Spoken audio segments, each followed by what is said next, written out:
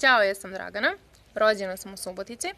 Po mom mišljenju Subotica je grad kulture, iako od svojih Subotičana često čujem komentar kako je Subotica mrtav grad i kako nema nikakvih dešavanja. Ali ja se s tim uopšte ne slažem. Ukoliko odemo na naš sajt subotica.com, vidjet ćemo da se veoma često organizuju dešavanja po našem gradu.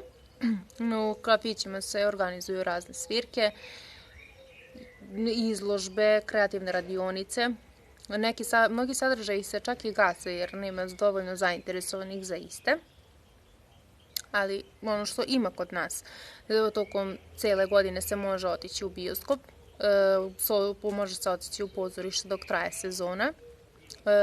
Naša fondacija Danilo Kiš za omladinsku kulturu i stvaralaštvo ima veoma bogat kreativni program i zanimljive radionice. Neke od njih su hor savremene muzike, klub filozofije i filma, književni klub, naša dramska radionica. Ja na dramsku radionicu idem zato što sam zaljubljena u pozorište i ne mogu da zamislim život bez glume.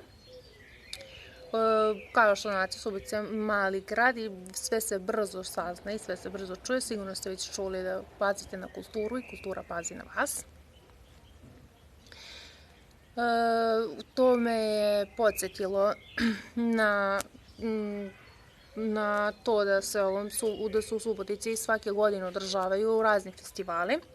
Neki od njih su Desire festival, festival horror filma Hrizantema, Etnofest, Interetno festival, Summer Trip,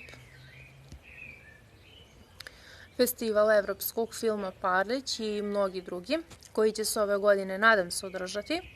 Iskoristila bih ovu priliku da čestitam Fondaciji Danilo Kiša rođendan i da se zahvalim što mi pružaju priliku da kultura bude deo mog života.